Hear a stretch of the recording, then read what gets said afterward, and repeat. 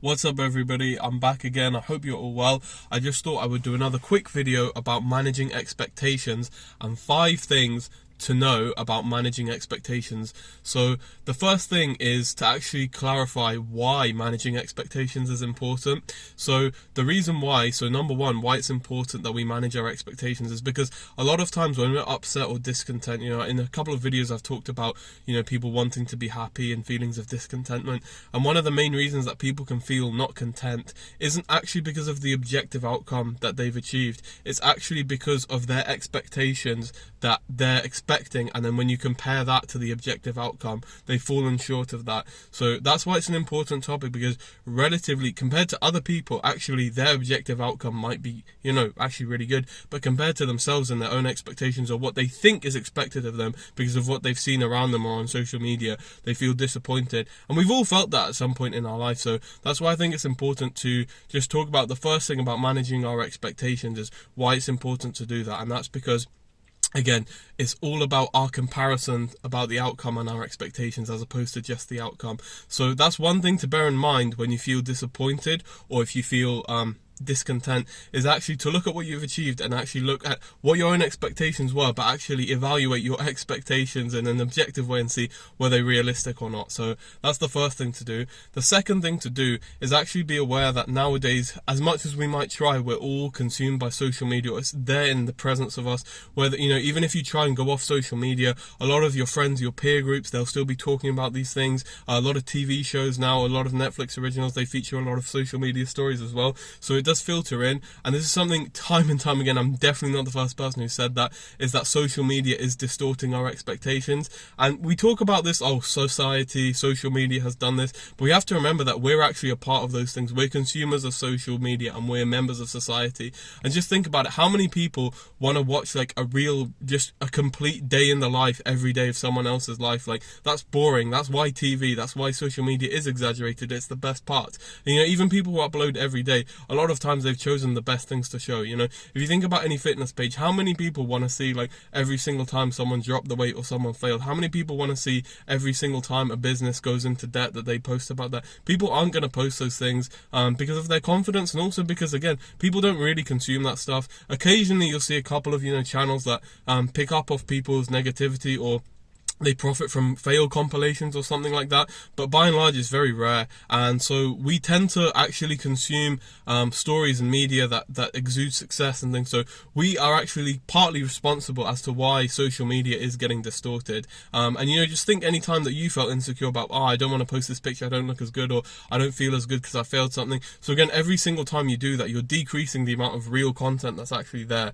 And so of course the content is just going to be it's going to be distorted, and so you're only going to see the best part. So that's why number 2 in terms of managing your expectations is just be aware that social media has probably distorted your view, okay?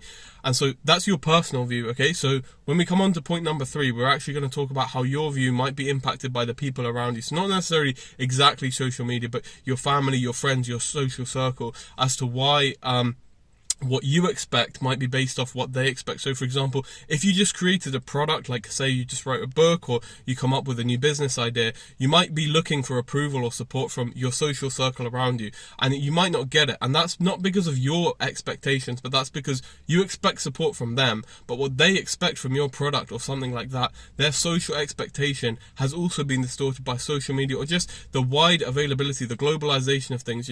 Every time we see something, we always see like, people always say, the top businesses, they're so greedy, why we have to support small businesses. But you have to understand as well, like I said, we all say society this and society, but we're members of society. We all want cheaper things, we all want higher quality things. So when someone nearby or someone in your circle launches something, or you yourself launch something, people are comparing that to industrialized processes, or like big industries who've come up with the same products or competing products. And so obviously your first attempt might not be the best, but people are expecting that of you because they can just go out and get that. If you write a book and it's not that great, people aren't necessarily going to support you all the time, because they could easily just go to a bookshop, they could easily order something on Amazon, and so that's one thing to bear in mind in terms of managing your expectations, is that the people around you's expectations and your self expectation has been changed, not just by social media but by globalization as well. And so it's really important to remember remember that when you're starting something out, that people are comparing you to the top dog. Even if you yourself are not and you're proud of your journey,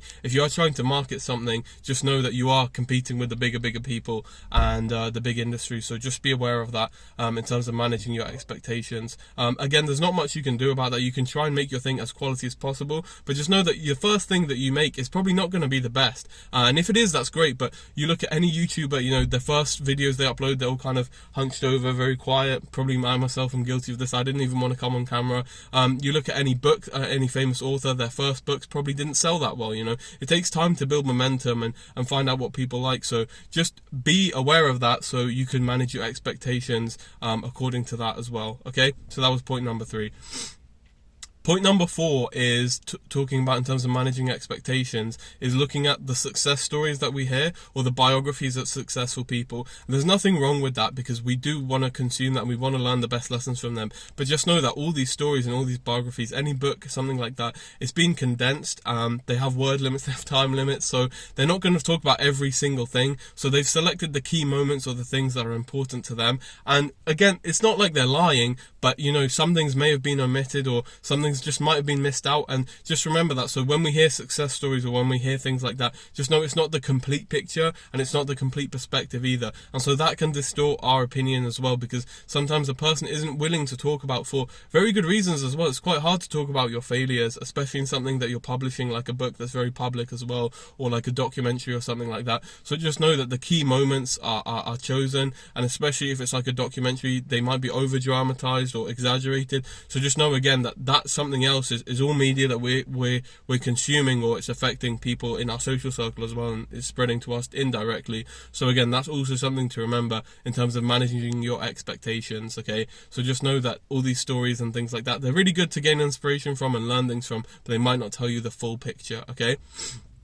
And the last thing to bear in mind when you're managing your expectations and trying to avoid disappointment is at some point you will fall short and you will fail, okay? So it's hard to accept that sometimes, but it's definitely going to happen. And again, it's not something you can necessarily prepare exactly for. I mean, you can try and come up with contingency plans and things like that. And people might tell you, oh, I never had a plan B, I just put everything into plan A. And that's good for them, but just know that you could fail, and you probably will fail. So just be aware of that. You might not have to create a huge plan, but just know that your plan might not go to plan. And if it's a long-term goal as well, there will definitely be unexpected life events along the way. There'll definitely be consequences that maybe you didn't anticipate. And you shouldn't let that stop you. But again, just be aware of those things, that you might not know everything, and things that you don't know will happen along the way. So just know that, to try and avoid disappointment when it comes. And again, when disappointment comes, it's not the end of the world, but just if you can manage these things, if you're aware of these things, that things aren't going to go to plan, people's expectations might not come, support might not come. Again, all these things can happen, and they should happen, and that's great. People should support you and everything, but just be aware it might not happen.